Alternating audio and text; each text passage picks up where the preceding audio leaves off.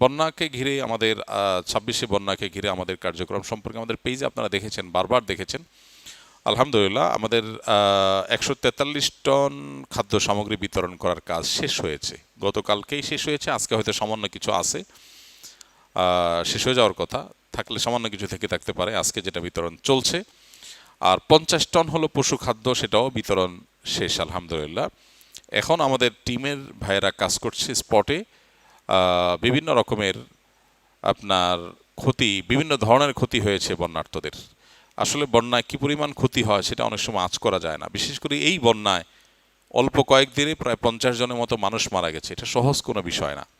অনেক এর চেয়ে বড় বড় বন্যায়ও এত মানুষ মারা যায় না সাধারণত। যে পরিমাণ পশু মারা গেছে, লাখের মতো পশু মারা গেছে, হাঁস মোরগ গরু ছাগল মিলে। তো এই ক্ষতি আসলে গ্রামের গরিব মানুষদের জন্য পূরণ করা যে কত কঠিন, এটা যারা ফিল্ডে কাজ করে তারা কিছুটা টের পায় যে কত কঠিন তাদের জন্য। একজন মানুষের একটা গরু, এটাই তার জীবিকা। বিশেষ করে প্রচুর পরিমাণে মাটির ঘর আছে এই এলাকাতে, বাঁশখালী থেকে নিয়ে এই সাতকানিয়া, লোহাগাড়া, চান্দনাইশ, এই পুরা এরিয়ার মধ্যে চকরিয়া যে উপজেলাগুলোতে বন্যা হয়েছে, এগুলোতে প্রচুর পরিমাণ মাটির ঘর আছে। তো এই মাটির ঘরগুলো অতিরিক্ত বন্যার পানি যখন উঠেছিল তখন এগুলো একেবারে মাটির সাথে মিশে গেছে। এই মানুষদের থাকার আর কোনো জায়গা নেই। আলহামদুলিল্লাহ এইরকম মানুষদের ঘর করে দেওয়ার জন্য, 300 ঘর করার জন্য আমাদের টিম এখন স্পটে কাজ করছে, তালিকা করার কাজ চলছে। কয়েকদিনের মধ্যে তালিকা শেষ হয়ে যাবে ইনশাআল্লাহ। আমরা সবচেয়ে বেশি ক্ষতিগ্রস্ত বা একেবারে ধ্বংস হয়ে গেছে এরকম মানুষকে, 300 মানুষকে সম্পূর্ণ পাকা উপরে টিন এই ঘর, 2 রুমের ঘর বানাতে দেওয়ার কাজ, এটা আমাদের এখন চলছে। তবে এটা তালিকার কাজ শেষ হলে, চূড়ান্ত বাছাই শেষ হলে এরপরে ইনশাআল্লাহ ঘরের কাজ শুরু হবে। সেটা শুরু হলেও শেষ হতে কয়েক মাস সময় লাগবে, কারণ একসাথে 300 বিল্ডিং নির্মাণ করা সহজ সময়ের ব্যাপার না।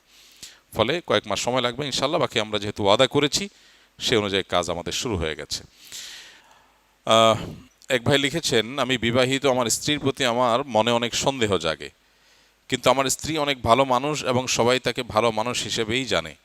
তবুও তার প্রতি মনের ভেতর খারাপ ধারণা চলে আসে, যেমন সে অন্য ছেলের সাথে কথা বলে ইত্যাদি। আরেকটা বিষয় হলো, আমার শ্বশুর বাড়ি থেকে আমার স্ত্রীকে আমাদের বাড়ি বা ঢাকায় আসতে দিতে চায় না, কিন্তু আমার কর্মস্থল ঢাকায়। আমার স্ত্রী আসতে চাইলেও শ্বশুর বাড়ির লোকজন আসতে দেয় না, এক্ষেত্রে করণীয় কি? ভাই, স্বামী স্ত্রী শুধু না, সহকর্মী, ব্যবসার পার্টনার, বিভিন্ন পর্যায়ে মানুষদের প্রতি একের প্রতি অন্যের বর্জন তৈরি করা, এটা শয়তানের অন্যতম একটা বড় কাজগুলোর একটি অন্যতম কাজের একটি, যে সে মানুষকে একে অন্যের বিরুদ্ধে নানানভাবে ওয়াসওয়াসা তৈরি করে অন্তরের ভিতরে। এই ওয়াসওয়াসার রোগে এখন ভরে গেছে। এমন অনেক মানুষ আছে, তিনি একজনকে দেখতে পারেন না। কেন দেখতে পারেন না তিনি নিজেও জানেন না। স্বামী স্ত্রীকে দেখতে পারে না, স্ত্রী স্বামীকে দেখতে পারেন না, সহ্য করতে পারেন না।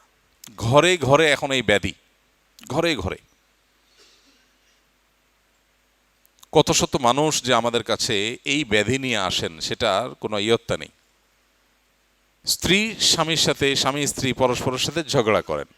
কেন ঝগড়া করেন? এত ঠুনকো বিষয়, এটা নিয়ে ঝগড়া করার কথা না। শিক্ষিত, বুঝমান, সমঝদার মানুষ এরপরেও ঝগড়া করেন।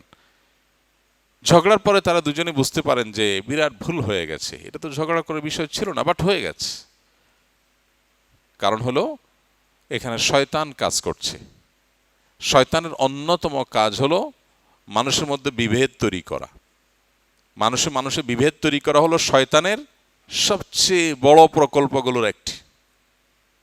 একজন মানুষ নামাজ ছেড়ে দিলে শয়তান এত খুশি হয় না। একজন আরেকজনের সাথে সম্পর্ক নষ্ট হলে, বিভেদ তৈরি হলে, বিশেষ করে স্বামী স্ত্রীর মধ্যে বিচ্ছেদ হলে শয়তান যত খুশি হয়।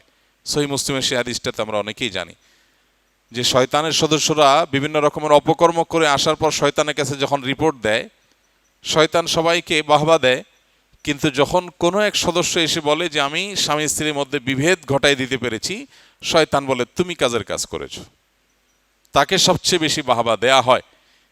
এবং মদ এবং জুয়ার অপকারিতা কোরআনে আল্লাহ বলতে গিয়ে বলেছেন যে শয়তান কি চায়? আইয়ুকিআ বাইনাকুমুল আদাওয়াতা ওয়াল বাগদা।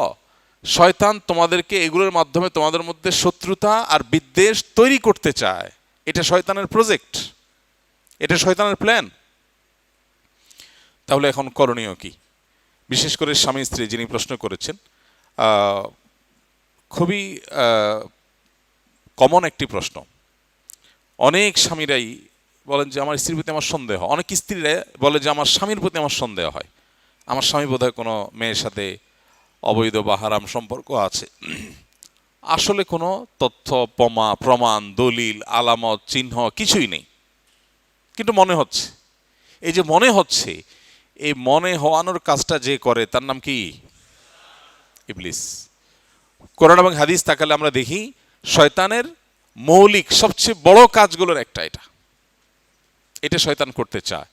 এই জন্য কোরআন খুললে আপনি দেখবেন বারবার মানুষকে আল্লাহ রাব্বুল আলামিন একে অন্যের প্রতি হোসনে জন করার জন্য, পরস্পরের প্রতি আপনার পজিটিভ চিন্তা ধারণা করবার জন্য আমাদেরকে আল্লাহ নির্দেশ দিয়েছেন, নবী আলাইহিস সালাম সে নির্দেশ দিয়েছেন।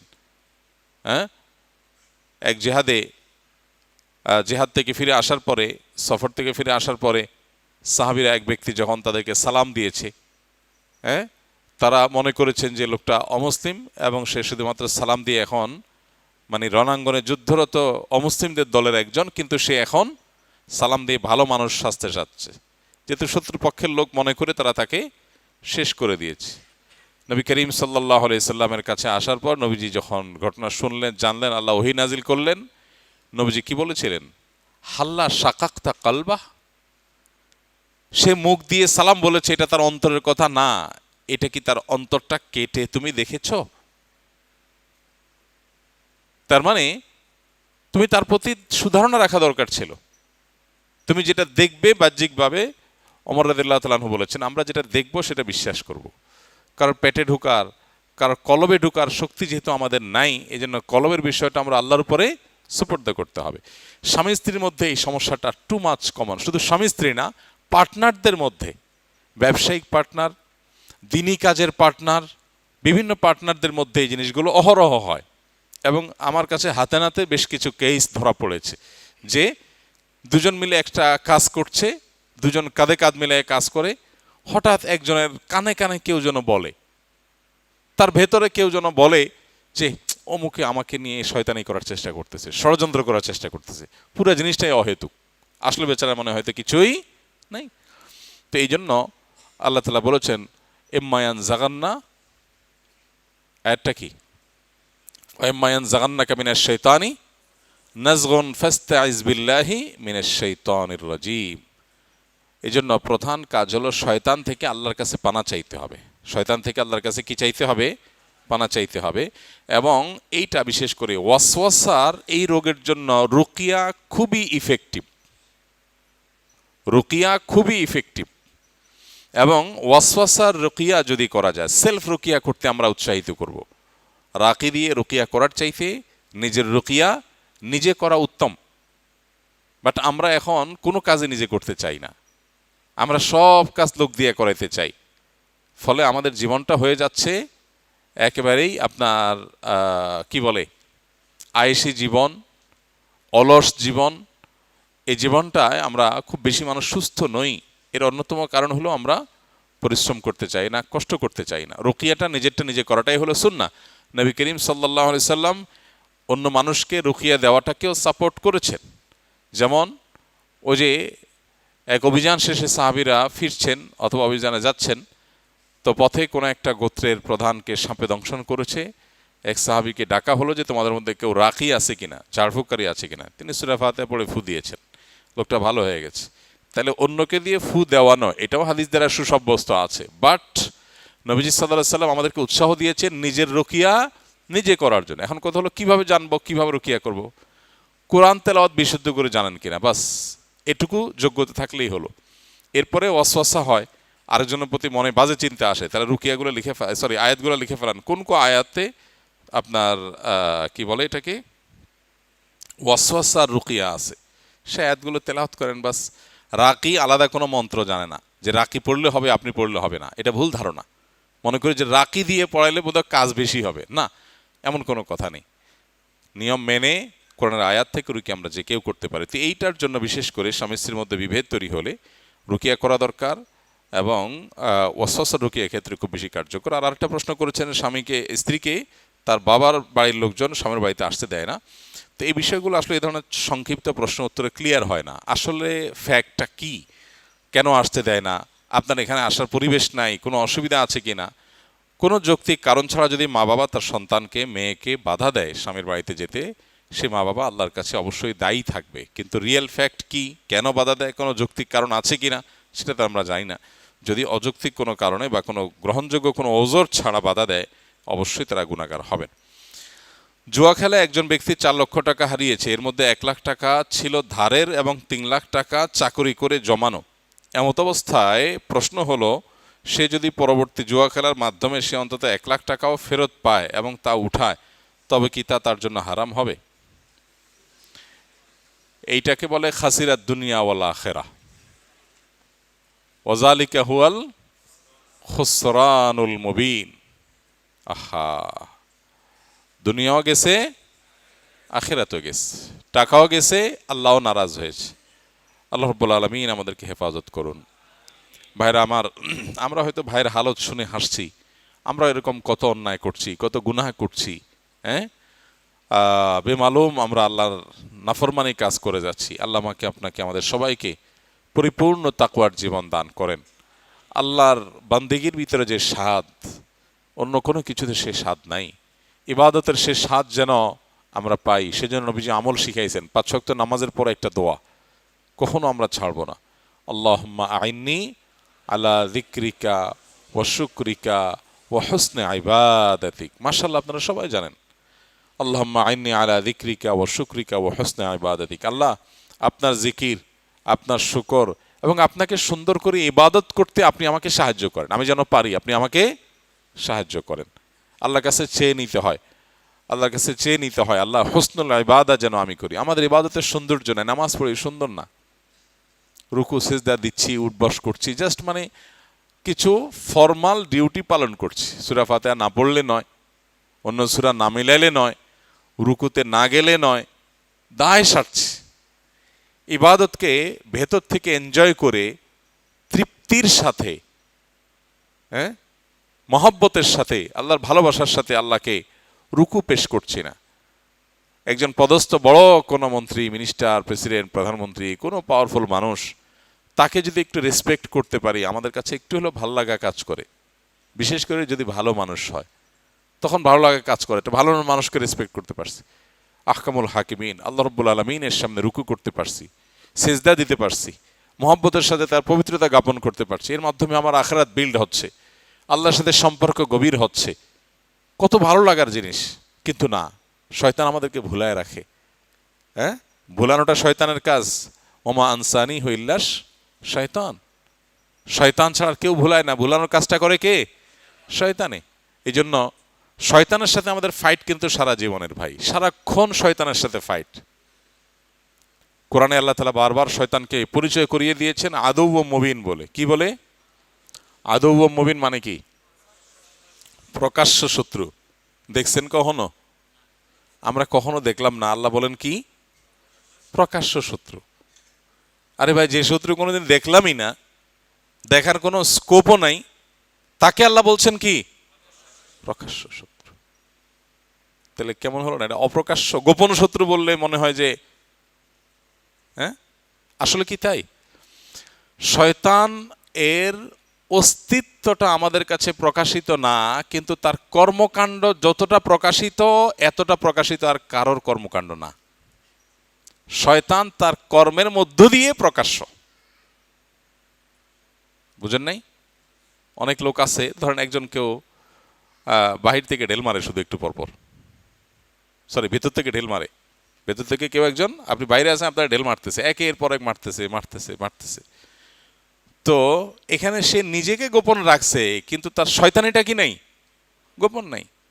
এই জন্য আমাদের শয়তানকে মাথায় রাখা উচিত সব সময়। মাথায় কাকে রাখা উচিত? মানে শয়তানের মাথা রাখা মানে পজিটিভ অর্থে মাথায় রাখা না। মাথা রাখা মানে শয়তানের কথা চিন্তায় থাকা উচিত যে ইবলিস কিন্তু বসে নেই, ইবলিস কিন্তু বসে নেই। কোন কোন সালাফ তো বলেছেন শয়তান নেক্সট সুরতে যেহেতু ধোঁকা দেয়, কোনো আমলের প্রতি বেশি আগ্রহ তৈরি হলেও চিন্তা করবে ব্যাপার কি, শয়তান কি আমাকে এর চাইতে গুরুত্বপূর্ণ কোনো কাজ ভুলানোর জন্য এই কাম করতেছে কিনা। তো এই জন্য ভাই শয়তান আমাদেরকে বিভিন্নভাবে ধ্বংস করে। এই যে ভাই জুয়া নিয়ে প্রশ্ন করেছেন, এই জুয়ার সাথে শয়তানের সম্পর্ক অনেক গভীর। জুয়ার সাথে শয়তানের সম্পর্ক অনেক গভীর। আল্লাহ তাআলা কোরআনে কারীম কি বলেছেন? ইন্নামাল খামরু ওয়াল মাইসিরু ওয়াল আনসাবু ওয়াল আজলামু রিজসুম মিন আমালিশ শাইতানি ফাজতানিবুহ। শয়তানের নিকৃষ্ট কর্মকাণ্ডগুলোর মধ্যে থেকে একটা। এই জুয়া আজ আমাদের দেশে ফুটবল, ক্রিকেট, বিভিন্ন খেলার উপরে ভর করে আমাদের দেশে প্রবেশ করছে তরুণ সমাজের মধ্যে। এখন সাধারণ স্ক্রিনে খেলা দেখছে, সেখানে বাজি ধরছে টাকা দিয়া, ঘরে ঘরে, এলাকাতে এলাকাতে। এবং এটা এমনভাবে ব্যাধির মতো ছড়ায় যাচ্ছে যে এই ব্যাধি থেকে আমাদের তরুণ প্রজন্মকে রক্ষা করা খুবই কঠিন। এই সমস্ত খেলাধুলার উপরে ভর করে এই জুয়া সারা দেশে বিস্তৃতি লাভ করছে, তরুণদের মধ্যে বিস্তৃতি লাভ করছে, এবং মোবাইল অ্যাপের মাধ্যমে এটা ব্যাপকভাবে বিস্তৃতি লাভ করছে। অনলাইন জুয়া ব্যাপকভাবে বিস্তৃতি লাভ করছে। তো যে ভাই প্রশ্ন করেছেন তাকে বলবো, জুয়া খেলে যে টাকা চলে গেছে সেটা উদ্ধার করার জন্য আবার যদি নতুন করে জুয়া খেলেন, যে ঠিক আছে আগেরগুলো উদ্ধারের জন্য আমি খেলি, তো আগেরগুলো উদ্ধার হবে গ্যারান্টি কি? উদ্ধার হবে না হয়ে বরং আরও তো চলে যেতে পারে, কি বলেন? আর যদি উদ্ধার হয়ও কথার কথা, তো সেক্ষেত্রে শয়তান, যে শয়তানের কাজই হলো জুয়া খেলানো, জুয়ার সাথে শয়তানের নিবিড় সম্পর্ক আছে, সে আপনাকে উদ্ধারের পরে বলবে 1 লাখ উঠছে, আরও তো 3 লাখ আছে, উঠাও। এরপরে বলবে ঠিক আছে আর 2 কদম বাড়ো, প্রত্যেকবার কি আর ধরা খায় মানুষ, এবার হয়তো লাভ করবা। এই জন্য চক্র থেকে আর বের হওয়া যাবে না। আর শরিয়ার দৃষ্টিকোণ থেকে ওই যে টাকা চলে গেছে সেটা উঠানোর জন্য আর জুয়া খেলার কোনো সুযোগ নাই, পরিষ্কার হারাম হবে। হ্যাঁ, আপনি আগের টাকা যে নিয়ে গেছে, এখন নতুন করে যদি আপনি টাকা জিতেনও, সেটা কার কাছ থেকে নেবেন? আর আগের ক্ষতিপূরণের জন্য নতুন করে আবার জুয়া খেলা, এটা জায়েজ হবে না। বরং এক কাজ করেন, দেখেন শয়তান যে এখানে কুবুদ্ধি দিছে ভদ্রলোকের, দেখেন এটা একটা আইডিয়া, মানে একটা কু আইডিয়া দিছে, এর একটা ক্লু এখানে দেই। সেটা হলো, আচ্ছা যেই টাকা চলে গেছে এটা উদ্ধারের জন্য জুয়া খেলতে বুদ্ধি দিছে শয়তান, কেন শয়তান এই বুদ্ধিটা দিতে পারলো না যে ওইটা উঠার জন্য তুমি এখন জানতোড় মেহনত করে একবার ব্যবসা শুরু করে দাও? কি বলেন? এই বুদ্ধিটা দেওয়া যেত না? কিন্তু না, শয়তান তারে এই যে কুবুদ্ধি যে শয়তান দিছে তার প্রমাণ হলো এটা। সুবুদ্ধির আলামত হইতো কি? ভাই জুয়া আমার 1 লাখ টাকা গেছে, আগে আমি 8 ঘন্টা ডিউটি করতাম, এখন 12 ঘন্টা না 14 ঘন্টা ডিউটি করব, ওভার টাইম করে করে 1 লাখ আমি উঠাই ফেলবো। অথবা আগে আমি ব্যবসা করতাম যতটুকু মনোযোগ দিয়ে, এখন তার ডাবল মনোযোগ দিয়ে ব্যবসা করব, বেশি সময় দিয়ে ব্যবসা করব। দোকানটা আগে সকাল 9টা খুলতাম, এখন ফজরের পরে খুলে ফেলবো, যাতে করে কাস্টমার 2-4টা বেশি হয়, 2-4 পয়সা বেশি আসে। এই 1 লাখ আমাকে উঠাই ফেলতে হবে। শয়তান কখনো সুবুদ্ধি দিবে না, আদৌম মুবিন, সে শত্রু, কুবুদ্ধি দিবে। এই ভদ্রলোককে শয়তান কুবুদ্ধি দিছে। তো যিনি প্রশ্ন করেছেন, আমি জানি না উনি এখানে আছেন না অনলাইনে কেউ প্রশ্ন করেছেন, যে ভাই হন না কেন, তাকে বলবো দয়া করে শয়তানকে বেইজ্জত করে তার মুখে চুনকালি মেখে দিয়ে জীবনের তরে হিম্মতের সাথে সাহস করে হারাম থেকে বের হয়ে আসেন। বান্দা যখন তওবা করে বের হয়ে আসে, আল্লাহ বান্দার সব গুনাহ মাফ করে দেয়। আপনার টাকা হারিয়েছেন, যে গুনাহগুলো হয়েছে, এগুলো সবগুলো আল্লাহ মাফ করে দিবেন। ইন্নাল্লাহা ইয়াগফিরুয যুনুবা জামিআ লা তাকনাতু মির রাহমাতিল্লাহ, ইন্নাল্লাহা ইয়াগফিরুয যুনুবা জামিআ। আল্লাহর রহমত থেকে নিরাশ হবেন, আল্লাহ সব গুনাহ মাফ করে দিবেন, আল্লাহ ওয়াদা করেছেন। আল্লাহ আমাদেরকে গুনাহ থেকে বের হয়ে আসার তৌফিক দান করুন। তওবা করার হিম্মত সবার হয় না ভাইরা আমার। সৎসাহস, 5তলা বিল্ডিং থেকে লাফ দেওয়া, এটা যতটা সৎসাহসের কথা, এর চেয়ে বড় সৎসাহসের কথা হলো একজন একটা হারামের সাথে জড়িত, তিনি এটা ছেড়ে দিয়েছেন, আল্লাহর ভয়ে ছেড়ে দিয়েছেন, আর সেদিকে ফিরেন নাই। এটা হলো প্রকৃত সৎসাহসের কথা, এটা হলো আসল সাহসের কথা, আসল বীরত্বের কথা। তওবা করে জীবন পরিবর্তন করে ফেলতে পারে। আর তওবা না করে গুনাহের মধ্যে ডুবে আছে অনেকে আছেন, মোবাইলের গুনাহে লিপ্ত, হারাম মেয়েদেরকে দেখছি, হারাম ভিডিও দেখছেন, এটার মধ্যে তিনি ডুবে আছেন, মানুষ জানে না কিন্তু গোপনে তিনি দেখছেন। ঘরে ঘরে অহরহ জনে জনে এই গুনাহ আজ ছেয়ে গেছে। ইবাদতের স্বাদ নষ্ট হওয়ার অন্যতম কারণ হলো চোখের গুনাহ। চোখের গুনাহ যাদের মধ্যে থাকে তারা ইবাদত তৃপ্তি পায় না। তারা ইমানের স্বাদ পায় না। এর চাইতে বড় শাস্তি আর কিছু নাই। আখিরাতের শাস্তি তো আছেই, দুনিয়াতে আল্লাহ নগদ শাস্তি দেন যারা চোখের গুনাহ করে। ফিল্মের ক্লিপ দেখেন, মিউজিক দেখেন, মিউজিক শুনেন, মিউজিকের ক্লিপ দেখেন, হারাম ভিডিও ছবি দেখে দেখে মজা নেন অফলাইনে কিংবা অনলাইনে, তাদের দুনিয়াতে আল্লাহর পক্ষ থেকে নগদ শাস্তি হলো ঈমান এবং ইবাদতের স্বাদ তাদের কপালে থাকে না, তুলে নিয়ে যায়। তারা ইবাদত করলেও করে দায় সারার জন্য, স্বাদের জন্য, তৃপ্তির জন্য, তৃপ্তির স্বাদে তারা করে না। এই জন্য জুয়া সহ সমস্ত হারাম থেকে আল্লাহ আমাদের বের হয়ে আসার তৌফিক দান করুন। আমাদের তরুণরা ধ্বংস হয়ে যাচ্ছে জুয়া খেলায়, ধ্বংস হয়ে যাচ্ছে, ঘরে ঘরে যুবকরা শেষ হয়ে যাচ্ছে। অনলাইন জুয়া, বিভিন্ন টিভি চ্যানেলগুলো বাংলাদেশে একেবারে লাইসেন্সধারী টিভি চ্যানেলগুলো বিভিন্ন অনুষ্ঠানের ফাঁকে ফাঁকে তারা অনলাইন জুয়ার প্রতি যুবকদেরকে আহ্বান করছে, অ্যাডভার্টাইজ করছে, সামান্য কিছু টাকা পাওয়ার লোভে যুবকদেরকে একটা ধ্বংসের দিকে তারা নিয়ে যাচ্ছে। তো এগুলোর জন্য সংশ্লিষ্ট কর্তৃপক্ষের কড়া নির্দেশনা দরকার, পদক্ষেপ দরকার, যাতে করে যুবকরা এই সমস্ত বকে যাওয়ার হাত থেকে রক্ষা পায়। আমার বাবা জীবিত অবস্থায় আমার মায়ের দেনমোহর পরিশোধ করে যান নাই। বর্তমানে আমার বাবা বেঁচে নেই, এমত অবস্থায় আমি ছেলে হিসাবে বাবার পক্ষ থেকে মায়ের সে দেনমোহরের টাকা পরিশোধ করতে পারবো কিনা? যদি কেউ জীবিত অবস্থায় স্ত্রীর দেনমোহর না দিয়ে যায়, তাহলে সেক্ষেত্রে অবশ্যই তিনি আল্লাহর কাছে অপরাধী হিসাবে বিবেচিত হবেন, গুনাহগার হবেন। সন্তান যদি বাবাকে দায়মুক্ত করার জন্য বাবার পক্ষ থেকে মাকে মোহর দিয়ে দেয়, অবশ্যই প্রশংসনীয় কাজ হবে। বাবার দেনা পরিশোধ করার কাজ হিসাবে যদি এটা করা যায়, খুবই ভালো কাজ হবে, এবং এটার মাধ্যমে বাবা কিছুটা হলো দায়মুক্ত হবেন। বাবার পক্ষ থেকে ইস্তেগফারও করা দরকার, সেই সাথে মায়ের মোহর দিয়ে বাবাকে মুক্ত করা দরকার, অথবা মায়ের কাছ থেকে দায় মুক্তি আদায় করা দরকার। এরপর একজন লিখেছেন, আমি পালিয়ে বিয়ে করেছি, পরবর্তীতে আমাদের দুই পরিবার এটি মেনে নিয়েছেন, কিন্তু পালিয়ে বিয়ে করার সময় যখন বিয়ে পড়ানো হয় তখন কোনো সাক্ষী বা অভিভাবক সেখানে ছিল না। এখন বিয়েটা পুরোপুরি হালাল শরীয়তসম্মত উপায়ে নতুন করে করতে চাই, এবারে করণীয় কি? মানুষ কেন পালায় বিয়ে করে আমি বুঝি না।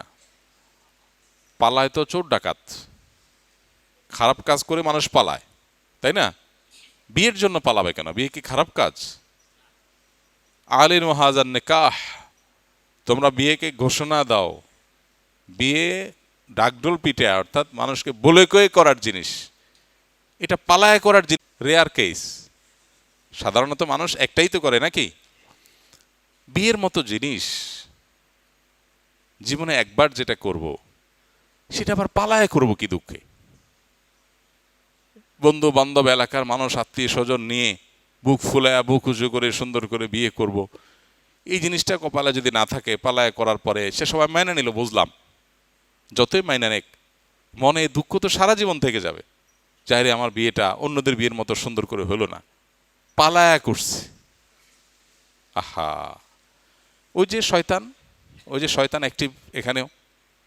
শয়তান মানুষের ইমানদারের ভালো চায় না, শয়তান মানুষের শত্রু। আল্লাহ বারবার শত্রু চিনাইছেন, কিন্তু আমরা শত্রুকে শত্রু বানাই নাই, আমরা শত্রুকে শত্রু হিসেবে গ্রহণ করি নাই। যারে ভালো লাগছে হারাম সম্পর্ক করে মনে হচ্ছে তার নিয়ে পালায় গেলে শান্তি হবে, এরপর যখন চুলাচুলি শুরু হয় তখন মনে হয় হায় হায়, পুরা জিন্দিগি তো বরবাদ হয়ে গেছে। যদিও সবার ক্ষেত্রে চুলাচুলি হয় না, অনেক ক্ষেত্রে তো হয়। তো এই জন্য ভাই, হারামে আরাম নাই, হালালে আরাম আছে। বাকি প্রশ্ন যেটা করেছেন, পালায় যে বিয়ে করেন, এইটাতে সাক্ষী ছাড়া যেহেতু বিয়ে করেছেন, আজকাল শয়তান দেখেন কত কুবুদ্ধি দেয়, বলে যে ইনবক্সে কবুল বললেই হয়ে যাবে। হ্যাঁ, এত সস্তা বিয়ে, দুইজন পুরুষ সাক্ষী লাগবে, আর না হলে একজন পুরুষ দুইজন মহিলা লাগবে। তাদের প্রাপ্তবয়স্ক হতে হবে, তাদের সামনে এক পক্ষ প্রস্তাব বলবে, আরেক পক্ষ কবুল বলবে, এটা তারা শুনবে, তাহলে বিয়ে হবে, আর না হলে বিয়ে হবে না। এই জন্য এটা ছাড়া বিয়ে হবে না। তাছাড়া বিয়েটা মূলত অভিভাবক করাবে। আল্লাহ বলেছেন, ও আনকিহুল আয়াম মিনকুম ওয়াল ওয়াসসালিহিন মিন ইবাদিকুম ওয়া ইমাইকুম। বিয়েটা করাবে মূলত কে? অভিভাবক। অভিভাবককে রাজি করান। বুদ্ধিমান ছেলে ফেলে ঠিকই অভিভাবককে কি করায়? রাজি করায়। যেভাবে হোক, ফুসলায় ফাসলায়, এমনে সেমনে, কি করলে মা বাপ খুশি হবে পোলাপান বুঝে না, ওই খেদমত করে, ওই কাজ করে রাজি করেন। মা বাপ চায় একটু কাজে লাগেন, তো কাজে লাগেন, অভিনয় হলেও করে মা বাপের রাজি করান। কিন্তু সেটা না করে পালাপালি করতেছেন কেন? এগুলো শয়তান বুদ্ধি দেয়। তো যাই হোক, সাক্ষী ছাড়া বিয়ে হলে সে বিয়ে হয়নি, সেটা বিয়ে হয়নি। এখন নতুন করে, সম্পূর্ণ নতুন করে বিয়ে হতে হবে দুজন সাক্ষীর সামনে, যেহেতু উভয় পক্ষ রাজি হয়েছে আলহামদুলিল্লাহ। যাই হোক, বিয়ে করতে যাচ্ছেন এটা তো ভালো। এখন তো নতুন রোগ দেখা যাচ্ছে, আমাদের জন্য নতুন হলেও উন্নত দেশগুলোতে পুরাতন।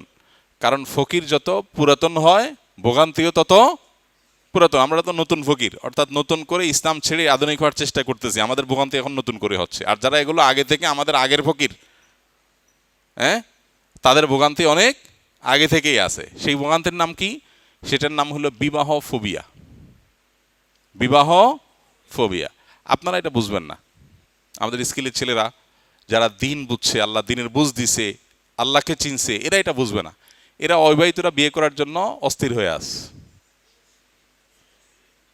অস্থির আছেন না সব। কিন্তু আজব কথা হলো, যুবক মানুষ, ছেলে হোক মেয়ে হোক, এখন বিবাহ ফোবিয়াতে ভুগছে। ঘরে ঘরে বিয়ে করতে চায় না। আমার কাছে গত সপ্তাহ, আগের সপ্তাহ জুমার দিনে একজন বড় মানুষ আসছেন, ছেলে বয়স 33 না 35 হয়ে গেছে, এখনো বিয়ে করতে রাজি না। সব করতে রাজি আছে, বিয়ে করবে না। কাহিনী কি? বলো যে ভয় লাগে। বহুত মেয়ে আস। না না, ভয় লাগে বলতে আপনারা যে ভয় লাগে মনে করে হেসে দিচ্ছেন, এটা সে ভয় না। এই ভয়টা কি? মানুষ এখন এত বেশি সেলফিশ হয়ে গেছে। স্যাক্রিফাইস এর শিক্ষা যে দিন দিয়েছে, দিন থেকে সরে গেছে, স্যাক্রিফাইস ভুলে গেছে। আমার আমার আমার।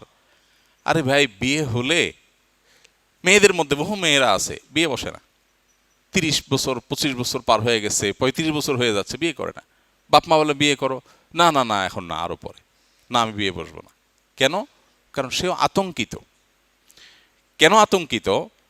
কারণ হলো চিন্তা করে যে যার সাথে আমি আমার লাইফ পার্টনার হিসাবে সম্পর্ক গড়ব, যদি সে অমানুষ হয়, যদি সে খারাপ হয়।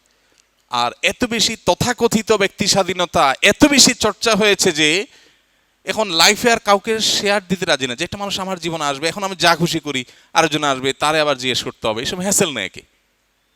আহা, কি কপাল পড়া। আল্লাহ রাব্বুল আলামিন যাদেরকে দিন দিয়েছেন, ঈমান দিয়েছেন, তাকওয়া দিয়েছেন, যারা চরিত্রকে হেফাজত করে, অবশ্য চরিত্র যারা নষ্ট করে ফেলে এদের জীবনে আবার এগুলোর কোনো ভ্যালু ট্যালু নেই। হ্যাঁ, এই জন্য হুজুরদেরকে দেখবেন বউদেরকে মহব্বত একটু বেশি করে। যে কোনো হুজুর দেখবেন একটু বউদের প্রতি মহব্বত একটু বেশি। কারণ কি? ভালোবাসা যা ছিল সব জমায় রাখছে বউয়ের জন্য। আর বাকিরা স্কুল লাইফে বিলাইছে 2-4 জন রে, কলেজ লাইফে বিলাইছে 2-4 জন রে, ভার্সিটিতে গিয়ে রাস্তা রাস্তা বিলাইছে, প্রতি ইয়ারে ইয়ারে একটা একটা করে চেঞ্জ করছে। ওর ভালোবাসার পুঁজি যা ছিল এগুলা বিলাইতে বিলাইতে বিলাইতে বিলাইতে, আমি সব সময় বলি এটা হলো সফট ড্রিঙ্কসের ঝাঁজের মতো। সফট ড্রিঙ্কসের ঝাঁজ, বোতল খুলছেন, একবার ঢালছেন, আবার বন্ধ করছেন, আবার খাইছেন, আবার বন্ধ করছেন, এরপরে ওটা ঝাঁজ থাকে? থাকে না। এই জন্য ফিলিংস নাই। আর যারা চরিত্রকে হেফাজত করে, আল্লাহ নির্দেশ করেছেন না হারাম পাত্রে দেখা যাবে না, কন্ট্রোল করে। দেখেন, আল্লাহ তাআলা নেচার অনুযায়ী আমাদেরকে চলতে বলেছেন। আল্লাহ তাআলা যে প্রকৃতি দিয়ে সৃষ্টি করেছেন, সেই প্রাকৃতিক সৃষ্টি যদি আমরা সেটাকে সেভাবে রাখি, কি হবে? সকল ভালোবাসা বুকে জমাট থাকবে। কারণ আমি তো কোথাও অপাত্রে ভালোবাসা দেই নাই। এবার সে জীবনে যারেই পাবে তার হাতে বায়াত হয়ে যাবে, মুরিদ হয়ে যাবে তার হাতে। বুঝেন নাই? বউ যা বলবে তা, বউ স্বামী যা বলবে। কারণ 2 নম্বরই করতে করতে করতে হায়া লজ্জা সম্ভ্রম কমে গিয়ে ওইটা হয়ে যায় হলো বেশি সিয়ানা। আর যখন হায়া লজ্জাটা থাকে তখন বেশি সিহানা থাকে না। ফলে কি হয়? ভালোবাসাটা হয় প্রগাঢ়, ভালোবাসাটা হয় একেবারে ফ্রেশ। যত বেশি সিয়ানা ভালোবাসায় তত খাদ, যত বেশি সরল ভালোবাসা তত নিখুঁত। যাক, কোথায় ছিলাম? পালিয়ে বিয়ে করা। তো এই জন্য পালায় বিয়ে না করে বা হারাম সম্পর্ক না করে সম্পর্ককে হালাল সম্পর্কের জন্য অপেক্ষা করতে হবে। আল্লাহ আমাদের তৌফিক দান করুন। যেটা বলছিলাম যে বিবাহ ফোবিয়া এখন ঘরে ঘরে। আরে ভাই, আপনি বিয়ে করলে একজনের সাথে, তার সাথে অনেক কিছু শেয়ার করতে হবে, বুঝলাম লাইফের মধ্যে আরেকজন আসবে, আপনার কাছে খারাপ লাগা কাজ করছে, আল্লাহ তাআলা তো এইটাকে এমন নিয়ামত দিয়েছেন যে আল্লাহ বলেছেন লিতাসকুনু ইলাইহা। আদম আলাইহিস সালামের জন্য হাওয়াকে সৃষ্টি করেছেন কেন? তার কারণ আল্লাহ দর্শাচ্ছেন, কারণ বর্ণনা করছেন যে লিতাসকুনু ইলাইহা, তার কাছে গেলে যাতে তোমার মনটা প্রশান্ত থাকে। যারা হালাল সম্পর্ক করেছেন, আমরা যারা মুসলমান আলহামদুলিল্লাহ, সাবকন্টিনেন্টের মুসলমান তো বটে, হিন্দুদের মধ্যেও আছে যারা রিলিজিয়াস, সেই মানুষগুলোর মধ্যে দেখবেন যে বাসা থেকে বাইরে থেকে বাসায় যাওয়ার জন্য অস্থির, কখন বাসায় যাবে, বউ বাচ্চার মুখ দেখবে, তাদের সাথে বসবে, একসাথে খাবে, হ্যাঁ, একসাথে সময় কাটাবে, এটার জন্য অস্থির ব্যাকুল। আর এখন এই পশ্চিমা দুনিয়া তো বটে, পশ্চিমা দুনিয়া তো ভরে গেছে ঘরে ঘরে, কোনো ছেলে মেয়েরা বিয়ে করতে চায় না। কেন বিয়ে করতে চায় না? সবচেয়ে বড় কথা হলো ফাও পাইলে বিয়ে করার দরকারটা কি? মেয়েদেরকে অধিকার করার নাম দিয়ে তাদের একটা বয়স পর্যন্ত ডিমান্ড থাকে, এরপর আর ডিমান্ড থাকে মানুষের জীবনে? আর পারিবারিক যে শিক্ষা, পারিবারিক যে জীবন ইসলাম আমাদেরকে ধারণ করতে বলেছে, এই পারিবারিক জীবনের সুফল কি? আস্তে আস্তে আস্তে আস্তে আস্তে আস্তে মেয়েরা যখন বৃদ্ধ হতে থাকে তাদের মূল্য কমে না বাড়ে? পারিবারিক ব্যবস্থাপনার মধ্যে জীবনে মূল্য তাদের, সাধারণত সন্তান অমানুষ কুলাঙ্গার হলে ভিন্ন কথা, বাকি সাধারণত তো এটা হয় না। সাধারণত কি হয়, যখন বাচ্চা কাচ্চা বড় হয়, নাতি নাতনি হয়, আস্তে আস্তে তার কদর করার মানুষের সংখ্যা আরও বাড়ে। তো দিন আমাদেরকে, ইসলাম আমাদেরকে এই পারিবারিক ব্যবস্থার মধ্য দিয়ে যেতে বলেছে। আর শয়তান এটা চায় না, সে পরিবার ভাঙতে চায়, পরিবার ব্যবস্থাকে ধ্বংস করতে চায়। এই জন্য যুবকদের মধ্যে, যুবকদের মধ্যে ভয় ঢুকে দিছে। আরে ভাই, লাইফ পার্টনার যদি খারাপ হয় তো সাফার করবেন, সবর করবেন, সবর করবেন, সবর করলে তো আল্লাহর কাছে আপনি আজর এবং বিনিময় পাবেন। এত ভীতু কিভাবে দুনিয়া জয় করবে, যে ঘরটা জয় করার সাহসটুকু নাই, এ তো ভীতু। আল্লাহ তাআলা আমাদেরকে হেফাজত করুন। যুবকদের মধ্যে ব্যাপকভাবে এই বিবাহ ভীতি পশ্চিমাদের মতো ঢুকে গেছে, কারণ যে লাইফ আপনি লিড করছেন এটার অবশ্যম্ভাবী পরিণতি সেটা। বর্তমান সময়ে দাড়ি একদম ছেঁচে ফেলা, শেভ করা এবং দাড়ি রেখে তা কেটে এক মুষ্টি কম বা ছোট রাখার বিধান কি? অনেকে চেহারা পরিপাটি রাখার জন্য দাড়ি ছোট ছাঁটেন, এতে শরীয়তের দৃষ্টিকোণ থেকে গুনাহ হবে কিনা? ভাই, দাড়ি লম্বা করার নির্দেশ নবীজি দিয়েছেন, আফুল্লোহা আর হুল্লোহা, তিনি বলেছেন তোমরা দাড়িকে ছেড়ে দাও, দাড়িকে ছেড়ে দাও। এই জন্য দাড়ি লম্বা করতে হবে। এবং সারা বিশ্বের 4 ইমাম সহ প্রসিদ্ধ যত ইমাম, যত স্কলার আছেন, বিশেষ করে মুতাকাদ্দিমিন, মুতাআখিরিন, ফুকাহা একরাম, তাদের কারোর মতেই দাড়ি আপনার এক মুষ্টির নিচে কাটার অনুমতি নেই। অনেকে তো এক মুষ্টির পরেও কাটতে নিষেধ করেন। বাকি অনেক সাহাবা একরাম, সহিহ বুখারীতে হাদিস রয়েছে যে কোন কোন সাহাবী দাড়িতে এক মুষ্টি ধরে অতিরিক্ত অংশ কাটতেন। একাধিক সাহাবী থেকে, সম্ভবত আবু রাদিয়াল্লাহু তাআলা আনহু, আব্দুর ওমর রাদিয়াল্লাহু তাআলা আনহু, বেশ কয়েকজন সাহাবী থেকে এটি বর্ণিত আছে। ফলে এক মুষ্টির নিচে কাটার, এক মুষ্টির কম রেখে তারপরে কাটার কথা কোনো সাহাবী থেকে, কোনো সালাফ থেকে বর্ণিত হয়নি। এই জন্য উচিত হলো পুরোটা রাখা। বাকি হ্যাঁ, কেউ যদি পুরোটা রাখতে না পারেন তাহলে সে যতটুকু রাখেন ততটুকু রাখলে সেটাকে অ্যাপ্রিসিয়েট করা উচিত। এতটুকু আর রেখে লাভ কি, এটা বলা উচিত না, কারণ এতটুকুর পরে আস্তে আস্তে সে হিম্মত করে হয়তো বড় করবে। আমরা স্কিল প্রশিক্ষণের ক্ষেত্রে যেসব সফটওয়্যার ব্যবহার করি সেগুলো তো ক্র্যাক ভার্সন, যেগুলোতে সফটওয়্যারের মূল মালিকের অনুমতি থাকে না, এগুলো এভাবে ব্যবহার করা কি জায়েজ আছে? কিছু কিছু সফটওয়্যার আছে, যে সমস্ত সফটওয়্যারগুলো, আমি ব্যক্তিগতভাবে এরকম কিছু কিছু সফটওয়্যারের ব্যাপারে খোঁজ খবর নিয়েছি যে এগুলো বাংলাদেশে বিক্রি করার কোনো ব্যবস্থা আছে কিনা। কোম্পানিতে ফোন দেওয়াইছি যে তাদের সাথে, তাদের নাম্বারে বিদেশে যোগাযোগ করো, তো তারা খুব বেশি রেসপন্স করে নাই দেখলাম। অর্থাৎ তারা আসলে বাংলাদেশের মতো থার্ড ওয়ার্ল্ডের গরিব দেশ, এক একটা সফটওয়্যারের যে দাম, পাবলিক কিনে এগুলো ব্যবহার করবে, এটা তারা বোধহয় এক্সপেক্ট করে না। তো সবাই ক্র্যাক ব্যবহার করে, তারা জানে, তো তারা তো অরিজিনালটা বেচার সিস্টেম রাখবে, সেটাও রাখে নাই। কোনো কোনো সফটওয়্যার, সবগুলো না, অনেক সফটওয়্যার তো বেশ আছে, কিন্তু কিছু কিছু সফটওয়্যার আছে যেগুলো বাংলাদেশে বিক্রির সিস্টেমই তারা ওইভাবে, বাংলাদেশে তাদের বিক্রি বলতে তাদের সার্ভিস আর কি, সার্বিক যে সার্ভিস, এগুলোর উপর তাদের আগ্রহ নাই। আমি একাধিকবার ফোন করায় দেখছি যে না, ওরকম আগ্রহ নাই। এবং এই অবস্থা দেখে বোঝা যায় তারা এই ক্র্যাক ভার্সনকে মেনে নিয়েছে যে ঠিক আছে, গরিব দেশ করুক, এই যদি হয় তাহলে এটা জায়েজ। কথা বুঝে আসছে?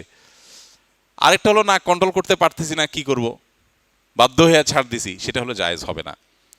আমি আমার বাসায় যে কম্পিউটার ব্যবহার করি আলহামদুলিল্লাহ সেখানে উইন্ডোজ অরিজিনালটা দেওয়া, দাম একটু বেশি গেছে, তারপরেও সেটা দিয়ে আমি অরিজিনালটাই ব্যবহার করি। বাট যদি ওই যে বললাম, ক্র্যাকটার প্রতি মনোসমর্থন বোঝা যায় প্রতিষ্ঠানে, যে তারা আসলে এটা নিয়ে তাদের কোনো মাথা ব্যথা নাই, তারা এটা নিয়ে খুব বেশি আগ্রহ দেখায় না, তাহলে মৌন সমর্থন থেকে যদি বোঝা যায় যে মালিক পক্ষ তাদের মৌন অনুমোদন আছে, তাহলে এটা ব্যবহার করতে অসুবিধা নাই। আর না হলে ঠিকই ক্র্যাক হলে সেটা ব্যবহার করা জায়েজ হবে না। আমি একজন ডিপ্লোমা ইঞ্জিনিয়ারিং এবং ঠিকাদারি প্রতিষ্ঠানে চাকরি করি। সরকারি কাজগুলো বাস্তবায়নের সময় সাইট ইঞ্জিনিয়ার বা কর্তৃপক্ষের নির্দেশে যদি কাজের মান ঠিক না রাখা হয়, স্পেসিফিকেশন অনুযায়ী কাজ না করা হয়, তবে আমার চাকরি বা বেতনের টাকা কি হারাম হবে? আপনি যে কাজটা করছেন সাইট ইঞ্জিনিয়ার হিসাবে, আপনি যদি সঠিক রিপোর্ট দেন, যা হচ্ছে তার রিপোর্ট দেন, এরপরে তার উল্টাপাল্টা করে তার দায় আপনার তাদের আল্লাহর কাছে তার দায় তাদের।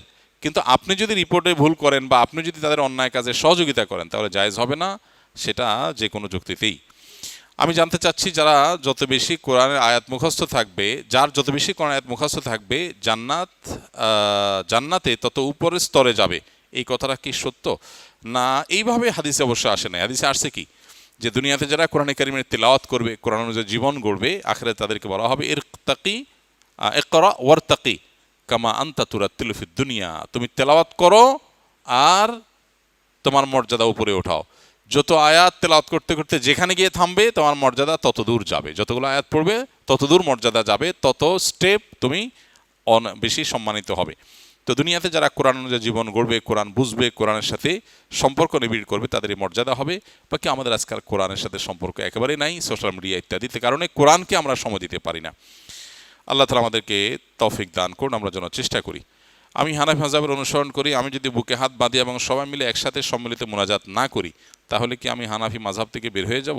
এ বিষয়ে আবু রহমতুল্লাহ কি কোনো মন্তব্য করেছেন? এটি আমার জানার জন্য খুবই জরুরি। ভাই, সম্মিলিত মোনাজাত করার নির্দেশনা তো হানাফি মাযহাব দেয় নাই যে সম্মিলিত মোনাজাত করতে হবে, এই কথা তো হানাফি মাযহাব বলেনি। অতএব এটা না করলে, সম্মিলিত মোনাজাত না করলে হানাফিয়ত ছুটে যাবে না। বুঝে আসছে কথা? আর যদি বিচ্ছিন্ন কোনো মাসআলায় কোনো ভিন্ন মতের উপরে কেউ আমল করে ফেলে, তো এতেও তার হানাফিয়ত ছুটে যাবে না। তবে এটা যেন আবার খেয়াল খুশি মতো না হয় যে একটা মাসালা এখানে আমল করলাম আর একটা ওইখানে আমল করলাম। শয়তান অনেক সময়, যে শয়তান তো বিভিন্নভাবে আমাদেরকে ধোকা দেয়, একটু আগে বলছিলাম না, এটা এক প্রকারের ধোকা, যে শয়তান আমাকে সুবিধাবাদী করে দেয়, অনেক সময় সুবিধাবাদী করে দেয়। আমাদের কাছে যখন মানুষ মাসালা জিজ্ঞেস করতে আসে তালাকের, 3 তালাকের, তো আমরা জিজ্ঞেস করি যে আপনি হানাফি না গায়রে হানাফি। কারণ দেখা যায় যে যখন বিয়ে করে আসে বাবা মার অনুমতি ছাড়া, পালায় বিয়ে আর কি, আয়শা বিয়ে করে, তো হানাফি মাযহাব অনুযায়ী অভিভাবকের অনুমতি না থাকলেও প্রাপ্তবয়স্ক হয়ে গেলে বিয়ে হয়ে যাবে, তাই না? এখন যদি আহলে হাদিস হয় আর এই মাসালা কোন হানাফি আলেমের কাছে জিজ্ঞেস করতে আসে, তাহলে বুঝতে হবে ডাল মে কুছ কালা হ্যায়, সে হানাফি মাযহাবের সুবিধাটা নিতে আসছে। আবার যদি কোনো হানাফি তালাক বউরে একসাথে 3টা মেরে দিয়া কোনো আহলে হাদিস আলেমের কাছে ফতোয়া নিতে গেছে, তাহলে বুঝতে হবে ডাল মে কুছ কালা হ্যায়, কুছ নেই পুরাই কালা হ্যায়। তুমি তালাক মারছো 3টা, প্র্যাকটিস করো হানাফিয়াত, কিন্তু যাচ্ছ আহলে হাদিস আলেমের কাছে কেন? কারণ জানো ওখানে 3 তালাকে 1 তালাক, সুবিধাটা নিতে গেছে। তো এই জন্য আমি জিজ্ঞেস করি, এইসব মাসালা আসলে আমি জিজ্ঞেস করি যে কোনো সুবিধা নিতে আসছে কিনা চান্দু। অনেক সময় স্বীকার করতে চান না, না এই তো কি আপনি নামাজ কেমনে পড়েন, কোন ওলামাকে, কোন আলেমদেরকে ফলো করেন, আস্তে আস্তে তাকে প্রশ্ন করলে বের হয়ে আসে। তো এরকম করলে সেটা নফসের পূজা হবে, সেটা যেন না হয়। আহলে কোরআন অনুসারী যারা হাদিসের পুরোপুরি অস্বীকার করে, তাদের সাথে আমাদের কিরূপ আচরণ করা উচিত? পরিবারের কেউ যদি এদের অনুসারী হয়, তবে তার মৃত্যুর পর কীভাবে জানাজা পড়ব? আমি এয়ারপোর্টে একবার কোনো এক দেশে যাচ্ছিলাম, তো লাউঞ্জে বসা একজন চিকিৎসক আসলেন, এসে খুব মন খারাপ করে বললেন যে আমার মা 5 ওয়াক্ত নামাজ পড়তেন, খুব আল্লাহওয়ালা ছিলেন, হঠাৎ করে আমার মা নামাজ কালাম তো ছাড়ছেন, এখন এমন অবস্থা যে আমার মার ইমান আছে কিনা আমার সন্দেহ, বৃদ্ধ মানুষ। তো বললাম কাহিনী কি? পরে যা বুঝলাম যে তিনি এই তথাকথিত আহলে কোরআন, মূলত যারা মুনকারে হাদিস অস্বীকারী, এদের পালায় পড়ছে। নাস্তিক্যবাদ মুনকারে হাদিস বা হাদিস অস্বীকারীদের ঘাড়ে সওয়ার হয়ে মুসলমানদের ঈমান হরণ করছে। এটা কোনো আপনার ষড়যন্ত্র, থিওরি, তত্ত্ব না, এটা একদম প্রমাণিত বিষয়। একটা ভিডিও খুব পরিচিত এক ইসলাম বিদ্বেষী, মুসলিম বিদ্বেষী, তার সাঙ্গপাঙ্গদের সাথে এটা নানাভাবে প্রচারিত হয়েছিল। বলছিল যে মুসলমানদেরকে আসলে ইসলামের বিরুদ্ধে বললে তাদেরকে বিভ্রান্ত করা কঠিন, ইসলামতে বাইর করা কঠিন, আরও শক্ত হয়ে যায় তারা। তাহলে কি করতে হবে? তাদেরকে বলো না হাদিস মানা লাগবে না, কোরআন মানতে হবে শুধু, তাহলে অটোমেটিক সে বেরোয় চলে আসবে। এখন এটা বড় বড় শিক্ষিত মানুষদের মধ্যেও ব্যাপকভাবে ধরা দিয়েছে। তারা হাদিস অস্বীকার করে, অনেকে আবার ডাইরেক্ট অস্বীকার করে না, বলে না না কোরআনের সাথে যেগুলো মিলে সেগুলো মানি, যেগুলো কোরআনের সাথে মিলে না সেগুলো মানি না। তো কোনটা মিলে কোনটা মিলে না এটা বোঝার ক্ষমতা তোমার হয়েছে ভাই? তোমার কাছে তো অনেক কিছুই মনে হবে গরমিল, কারণ তোমার আরও গভীর জ্ঞান না থাকার কারণে গরমিল মনে হবে। তো এই জন্য আহলে কোরআন যদি কেউ এই পর্যায়ে যায় যে হাদিসকে টোটালি অস্বীকার করে এবং হাদিসের হুজ্জিয়তকে অস্বীকার করে, তাহলে সে বেঈমান এবং কাফির, ইসলাম থেকে খারিজ হয়ে যাবে। কারণ সে এমন একটা জিনিসকে অস্বীকার করেছে যেটা স্বতঃসিদ্ধভাবে প্রমাণিত। হুজ্জিয়তে হাদিস, হাদিসের প্রামাণ্যতাকে অস্বীকার করা, এটা দ্বীনকে অস্বীকার করার শামিল।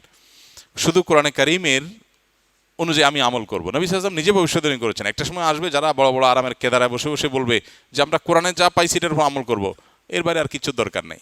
এটা ভুল।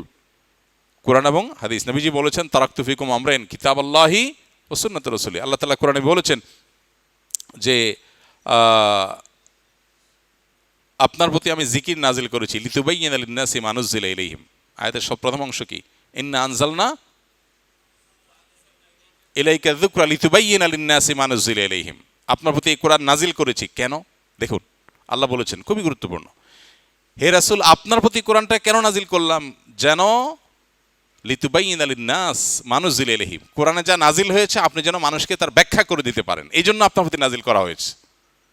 নাহলে তো আসমান থেকে জিবরিল কোরআন নিয়ে এসে রেখে যেতে পারতো। অল্প অল্প করে নাজিল করেছে, অল্প অল্প ব্যাখ্যা করেছেন, প্র্যাকটিস করেছেন, আবার একটু আসছে।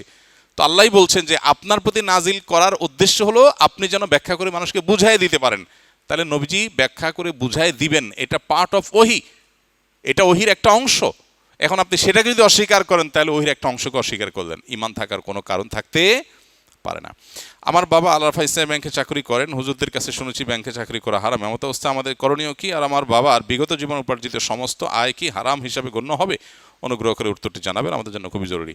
ভাই, সুদি কোনো লেনদেন হলে, সেই লেনদেনের সাথে কোনোভাবে জড়িত হলে, সেখানে চাকরি করলে সেটা হারাম হবে, এতে কোনো সন্দেহ নেই। ইসলামী ব্যাংকগুলো সন্দেহের ঊর্ধ্বে নয়, নানান কারণে সেখানে সন্দেহ আছে। নবীজি বলেছেন আল হালালু বাইয়িন ওয়াল হারামু বাইয়িন, হালাল স্পষ্ট, হারামও স্পষ্ট। ওমা বাইনাহুমা উমুরুন মুশতাবিহাত, এর দুইয়ের মাঝে কিছু বিষয় আছে যেগুলো সন্দেহপূর্ণ। তো যে সমস্ত ব্যাংকগুলো ইসলামী ব্যাংক, সেগুলো পরিপূর্ণ ইসলামী ব্যাংকিং প্র্যাকটিস করতে পারা নিয়ে কনফিউশন অনেক সময় তৈরি হয়। সেগুলো অবশ্যই অন্য 10টা সুদী ব্যাংকের মতো নয় যে সেগুলোকে আমি বলে দিব যে এটাও হারাম, না। তবে বলতে পারি যে সন্দেহের ঊর্ধ্বে উঠার মতো কোনো প্রফেশন যদি থাকে সেটাতে যাওয়ার চেষ্টা করা দরকার। মুস্তাবাহাত এর বাইরে, উমরে মুস্তাবাহাত বা সন্দেহপূর্ণ বিষয়ের ঊর্ধ্বে উঠা দরকার। বাট এটা করলে কেউ হারামে লিপ্ত হয়েছে বা সে হারাম উপার্জন করেছে এরকম বলা কঠিন, এরকম বলার সুযোগ নাই। তবে তাকওয়ার দাবি হবে বিকল্প কোনো নিষ্কলুষ এবং সন্দেহের ঊর্ধ্বে উঠার মতো প্রফেশনে যাওয়ার। যদিও দুনিয়াটা খুবই সংকীর্ণ, খুব বেশি সুযোগ আমাদের হাতে নেই। আমি একজন সাধারণ মানুষ, নন আলেম এবং বিবাহিত। শ্বশুরবাড়িতে গেলে আমার স্ত্রীর মা, দাদি, নানি, ফুফু প্রমুখের সাথে সুন্দরভাবে কথা বলার চেষ্টা করি, কিন্তু এর বাইরে অন্য কোনো গায়রে মাহরাম নারীর সাথে কথা বলতে আমার বিবেকে বাধা দেয় এবং আমি তাদের সালাম দিই না, যার কারণে শ্বশুরবাড়ি আত্মীয় স্বজন আমাকে নিয়ে নানা রকম নেতিবাচক মন্তব্য করেন। এমনকি স্ত্রী, বড় বোন ও অন্যদের সাথে কথা না বলার কারণে আমার স্ত্রীও মন খারাপ করেন এবং অনেক কথা শোনান। তাদের সাথে আমার আচরণ কেমন হওয়া উচিত? হাসি মুখে কথা বলা জায়েজ হবে কি না? ভাই, প্রথম কথা হলো এটা তো কিয়ামতের আলামত। কারোর স্ত্রীর সাথে, কারোর বোনের সাথে একজন মানুষ যিনি তার মাহরাম না, এরকম মানুষ তার দিকে তাকায় কথা বলে না, তার সাথে হাসি মুখে কথা বলে না, পর্দা মেনটেন করে, এর জন্য সে মাইন্ড করে, এর চাইতে আশ্চর্যের, এর চেয়ে বড় দুঃখের কথা আর কি আছে? একজন নারীর দিকে তাকায় তার সাথে হাসি মুখে কথা না বলার মানে তাকে রেসপেক্ট করা, তাকে অপমান করা নয়। আমরা মনে করি যে এতে মনে হয় সে অপমানিত হয়। তার দিকে দেখে মুসকে মুসকে হেসে সুন্দর সুন্দর কথা বললো আর মনে মনে মন কেলা খাইলো, এটা কি রেসপেক্ট হলো? যারা মাইন্ড করেন তারা নিজেরা তো, যারা পুরুষদের কথা বলছে, যারা পুরুষ হিসেবে তারা তো বুঝেন যে পরনারীর সৌন্দর্য অবলোকন করার পর তাদের মনোজগতে কি চিন্তা আসে, নাকি তাদের কোনো চিন্তা আসে না, কোনো ফিলিংস নাই, এরকম কিনা? এরকম হলে তো ডাক্তার দেখানো দরকার। আর যদি সেরকম না হয় তাহলে বোঝা দরকার যে আরেকজন যখন দেখছে না তিনি তো রেসপেক্ট করে দেখছেন না। সবচেয়ে বড় কথা আল্লাহর বিধান। তো এটা পরিবারের লোকদেরকে, আত্মীয়স্বজনকে বোঝানো দরকার। আর আপনি বইয়ের ফুফুর সাথে দেখা দেন না, বউর সাথে ফুফুর সাথে দেখা দেওয়া জায়েজ নাই, বইয়ের খালার সাথে ফুফুর সাথে দেখা দেওয়া জায়েজ নাই। হ্যাঁ, শ্বশুর শাশুড়ি তাদের সাথে আপনি দেখা দিতে পারেন। আর দাদি নানি সাধারণত তারা বৃদ্ধ হয়ে থাকেন, তাদের সাথে দেখা দিতে পারবেন, আর এমনিও দেখা দিতে পারবেন। এর বাইরে আপনি ফুফুর সাথে খালার সাথে দেখা দিতে এমনিই পারবেন না। তাদেরকে বুঝাবেন দিন না থাকার কারণে অবস্থা হয়েছে, দিন যদি থাকতো তাহলে সেক্ষেত্রে অবস্থা হতো না। আল্লাহ তাআলা আমাদেরকে হেদায়েত দান করুন। জাযাকুমুল্লাহ খাইর। সুবহানাল্লাহ ওয়া বিহামদিহি, সুবহানাকাল্লাহুম্মা ওয়া বিহামদিকা, আশহাদু আল্লা ইলাহা ইল্লা আনতা।